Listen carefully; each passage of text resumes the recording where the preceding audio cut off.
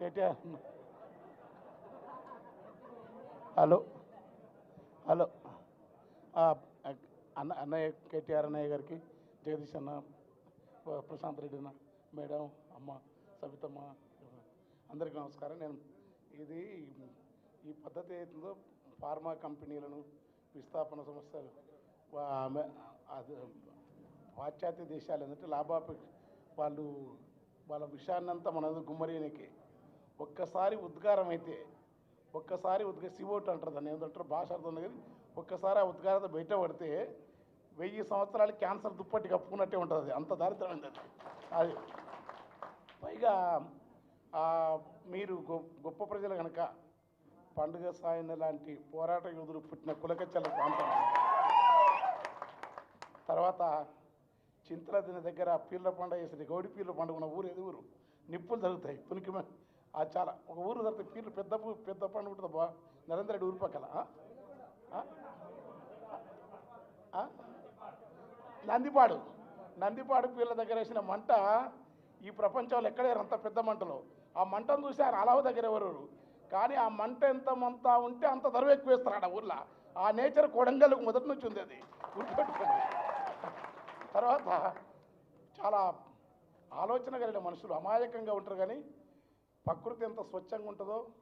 ఎందుకంటే ఆ ప్రాంతం అంత చింతలు తినే లాంటి ఊర్లు, డొంకరూరిపల్లి, చింత అన్నీ ఎవరికి తెలియని తెలుగు భాషను స్వచ్ఛమైన తెలుగు అందరు కర్ణాటక అనుకుంటారు.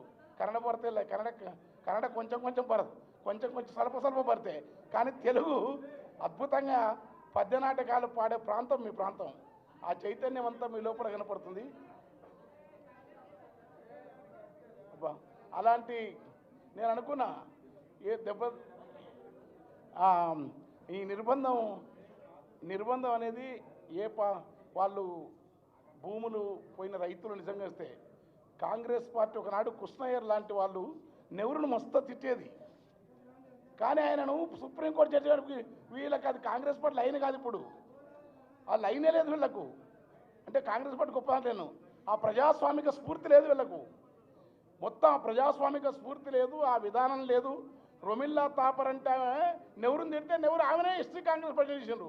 వీళ్ళు ఏంటంటే కొంచెం చిన్న అసహనాన్ని, రైతులకు అన్యాయం జరుగుతుంది, ఏదో ప్రభుత్వం వచ్చిందని మీరు మంచి కేసీఆర్ గారు ఏమంటారు, మీరు మంచిగా చేయండి, మంచి తిట్టడం కాను, ఈ తిట్టే భాష ఏదైతుందో పని కట్టుకొని ప్రాక్టీస్ చేస్తా ఉన్నాడు. అది నేను వ్యక్తిగతంగా నాకేందంటే సుందరయ్య గారు లాంటి వాళ్ళని చూసిన కనుక వ్యక్తిగతమైన పేర్లు పెట్టి తిట్టాను, కానీ ఈ భాష తప్పుడు భాష, నిర్బంధం తప్పుడు నిర్బంధం. తర్వాత గుండె దెబ్బని కాదు, మీరు కావాలని చేస్తున్నారు.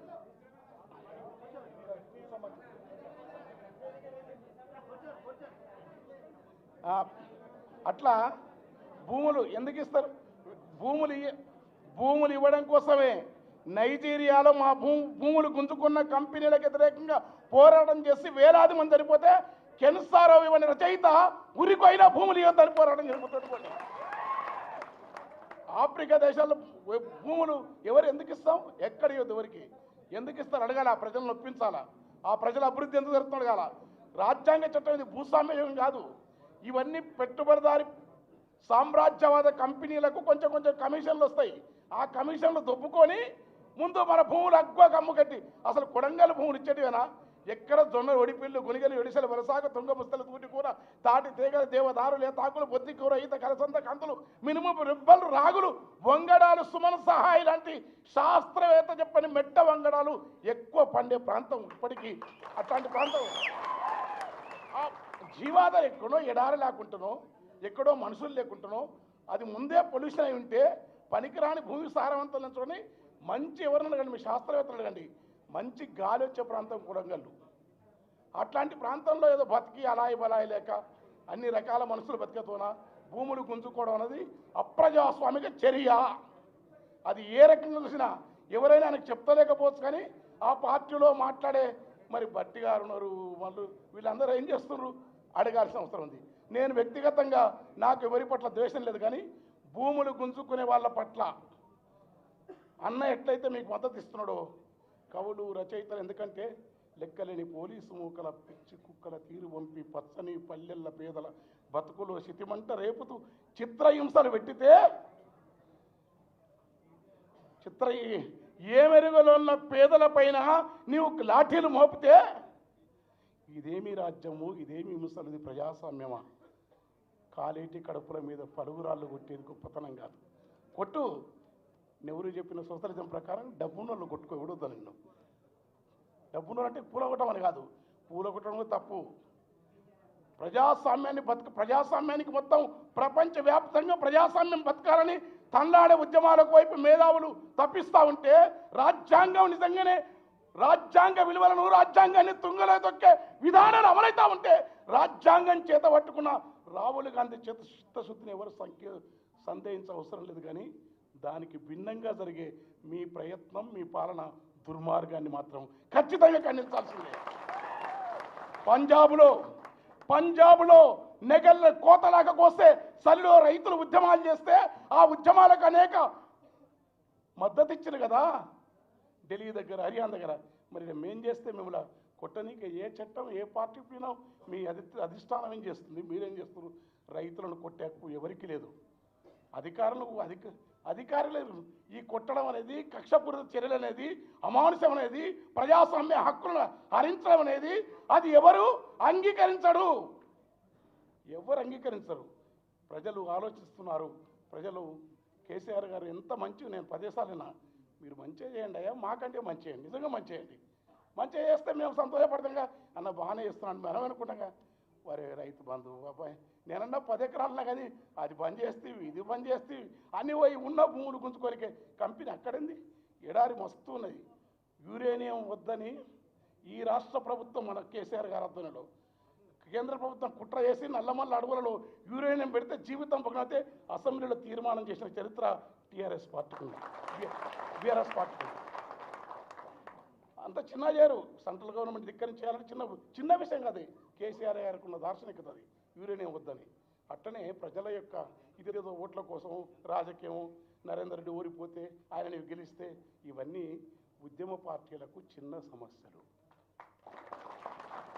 ఒక వ్యక్తి గెలవడం, నువ్వు ముఖ్యమంత్రి ఓరలేకపోవడం, ఇవన్నీ రాసివ ఎవరికి ఏమైతుంది? ప్రజాస్వామ్యంలో మార్పు సహజమని సారే చెప్పి ఎన్నోసార్లు.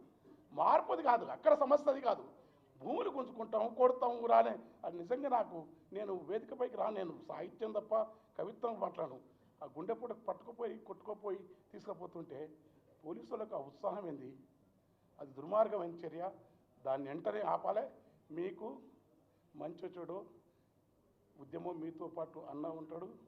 మీరు పోరాటం చేయాలి. హాస్యం కాదు, దుఃఖం. ఒక కంటనెత్తురు కారేటి కళ్ళ నీరు మన ఎత్తురు మారుతుంది. గుర్తుపెట్టుకొని ఈడ మనం కేకలేస్తున్నారు.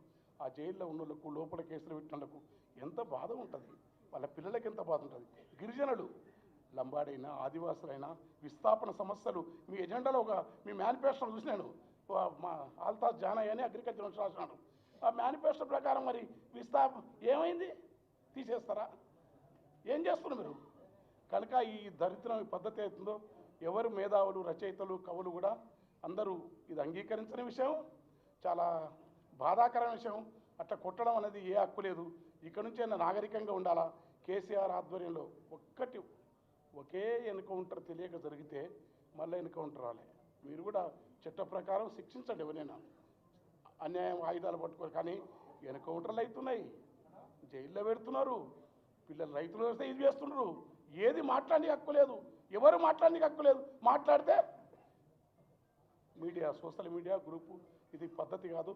ఈ పద్ధతిని మార్చుకోవాలని సవినయంగా విజ్ఞప్తి చేస్తూనే మీ బాధలకు మీతో భుజం కలిపి పోరాటం చేస్తాం. Thank you.